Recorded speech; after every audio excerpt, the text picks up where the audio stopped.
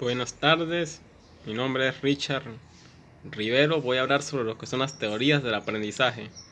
En primer lugar tenemos la teoría conductista, la cual concibe el aprendizaje como algo mecánico, es decir, deshumano y simplemente reduccionista a lo que es la parte académica. Entre sus representantes tenemos a Pavlov, a Watson, a Snaker y a Albert Bandura. Ellos postularon el aprendizaje como algo simplemente mecanizado, es decir, las personas responden a los estímulos. En cuanto a los aportes del contexto educativo, tenemos en primer lugar el cambio de conducta observado en el sujeto como un estímulo o como una respuesta a un estímulo. Lo relevante en el aprendizaje es el cambio de la conducta, y el empleo de premios y castigos es algo muy común en la educación conductista. En segundo lugar tenemos la teoría constructivista, antónima, opuesta a la anterior teoría. En esta puede preverse una oposición al instrumento, a utilizar el niño como un instrumento. Y en este caso se considera que el aprendizaje puede facilitarse, pero que cada persona construye dicho aprendizaje. Entre sus representantes tenemos a Jean Piaget y a Noam Chomsky. Entre los aportes al contexto educativo tenemos en primer lugar que en esta teoría el estudiante es un responsable de su propio proceso de aprendizaje. La actividad mental se aplica a contenidos que ya han sido elaborados en el marco social. Y algunos contextos de aprendizaje condicionan inclusive algunos contenidos el papel del docente. Por lo tanto, se aplica lo que es el feedback. El docente también aprende de la construcción o participa en la construcción del currículum educativo. La teoría cognitiva trata del aprendizaje que posee el individuo o el ser humano a través del tiempo mediante la práctica o interacción con los demás seres de su propia u otra especie. Es decir, reconoce que hay una interacción entre las personas y que el aprendizaje no es superior al hombre, sino que nace de las interacciones humanas entre sí. Entre sus representantes tenemos a Brunner, a Jean Piaget y a Eddie Edison, importantes psicólogos y pedagogos del pasado. En sus aportes tenemos que en las últimas décadas la psicología cognitiva ha aportado modelos explicativos, metodologías y nuevas estrategias en el campo del aprendizaje, transformando o en este caso reformando los métodos educativos. Teoría humanista toma en cuenta la conciencia, la ética, la individualidad y los valores espirituales del hombre, es decir, lo considera un ser libre y único, y por lo tanto irrepetible, lo dignifica. Recordemos lo que dijo Marx, Immanuel Kant, que el hombre no puede ser un medio para los fines ajenos, sino es un fin en sí mismo. Tenemos entre sus representantes a Abraham Maslow. Recordemos la pirámide de necesidades de Maslow, uno de los pedagogos en este caso, importantes en esta teoría. A Carl Rogers y a May. Aportes al contexto educativo. Esto permite la libertad de acción de los alumnos y va más allá del profesor, ya que los alumnos pueden dar su opinión y la educación se convierte en un proceso bidireccional.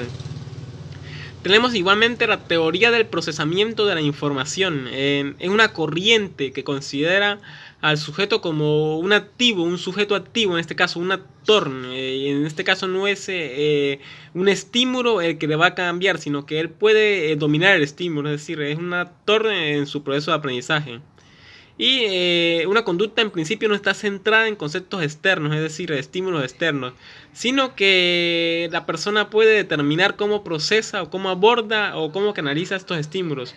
Y en este caso el procesamiento interno del alumno de la información es lo que hace que el conocimiento o el contenido pueda ser transformado en conocimiento. Entre sus representantes tenemos la Escuela de Ginebra, el grupo de factorialistas y la Escuela Soviética, es decir, de Europa del Este. Aporte de contexto educativo. El procesamiento de información defenderá la interacción de las variables del sujeto y las variables de la tarea o situación ambiental a la que se ha enfrentado el sujeto. Es decir, considera que el sujeto está expuesto a muchas variables, no a una sola de ellas. Por lo tanto, su aprendizaje depende de muchas variables. La teoría de la elaboración. Esta teoría constituye un aporte a la estructuración y organización del contenido del aprendizaje. Su propósito es conseguir una óptima adquisición y transferencia de conocimiento, es decir, considera que el conocimiento se elabora, no se hace, no viene ya hecho, sino que depende del docente y alumno en su actividad pedagógica que lo elaboren. Entre sus representantes tenemos a Bierlus y a Carl Rogers. Y los aportes al contexto educativo. Aporta un modelo de instrucción que trata de favorecer los procesos que tienen lugar en el curso del aprendizaje significativo.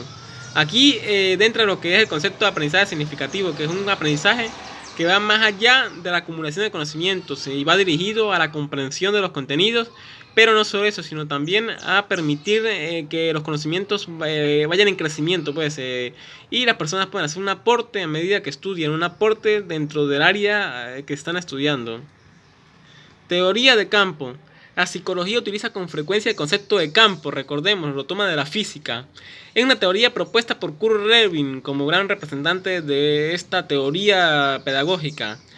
Considera que el aprendizaje es un proceso similar a los procesos físicos, en el que existe una fuerza o una causa de las acciones o del aprendizaje o del deseo de aprender en este caso.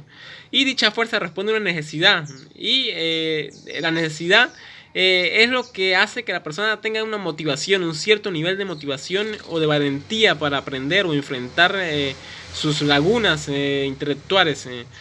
Todo ello debido a una tensión o una diferencia que existe entre las metas propuestas o lo que se quiere aprender en el futuro y el actual estado de conocimiento de la persona. Aportes de la teoría de Kurt Lewin. Él afirma que la psicología topológica o teoría de campo, en este caso, basada en necesidades, en fuerzas, en estímulos, en motivación, determina cuáles son las conductas posibles del alumno y del profesor en el momento del proceso de enseñanza y aprendizaje, y cuáles son las conductas imposibles de cada sujeto en un momento dado. Tenemos igualmente la teoría liberadora, que es un proceso de renovación de la condición social del individuo. Esta teoría considera que las personas somos críticas, reflexivas, y tratamos de cambiar la realidad en la que vivimos, y tratamos de ser críticos y pensantes, es decir, no asumir que todo lo que nos dicen es cierto, sino es criticar el conocimiento que obtenemos.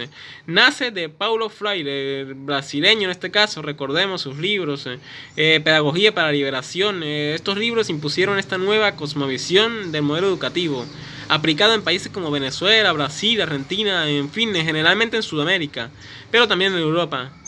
Aportes al contexto educativo. El aporte de esta teoría de educación se ubica en la horizontalidad de las relaciones humanas, es decir, implica un diálogo reflexivo en el que el docente se considera un igual al alumno, un semejante al alumno, no alguien que está por encima del alumno.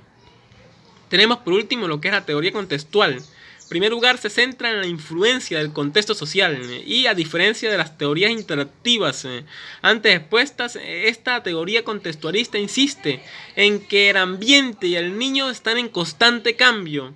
Por lo tanto, al variar las variables que permiten o facilitan u obstaculizan el aprendizaje, varía también la capacidad para aprender o proyectar sus conocimientos en la vida diaria. Entre sus representantes tenemos a Lev Vygotsky. Y en cuanto a los aportes al sistema educativo, tenemos que ahondó el estudio de las actividades sociales y culturales que promueven la fuente del desarrollo del niño, y de esta manera se va construyendo su propio aprendizaje. Nos referimos al niño, por lo tanto, en base al contexto y en base a la necesidad del alumno, el docente y el sistema educativo, de acuerdo al país, de acuerdo al lugar y al contexto histórico, puede reformar o adaptar el currículo educativo a fin de que se mejore la capacidad del estudiante en cuanto a su aprendizaje, y no solamente el conocimiento, sino el aprendizaje y la puesta en práctica de dicho conocimiento. Es decir, cada una de estas teorías tiene sus pros, sus contras, cada una ha hecho un cierto aporte a lo que es la pedagogía moderna. Todas ellas nacen de varios constructos o fundamentos psicológicos, pero si logramos diagnosticar la situación o la coyuntura política, social, económica de un país y lograr hacer las reformas necesarias, las reformas pertinentes, podemos, en base al conocimiento de distintos historiadores o psicólogos expertos en la materia educativa de los tiempos pasados, en base a lo que ellos aportaron, podemos reformar el sistema educativo y optimizar las condiciones a fin de mejorar la educación en nuestro país o en nuestro territorio. Muchas gracias.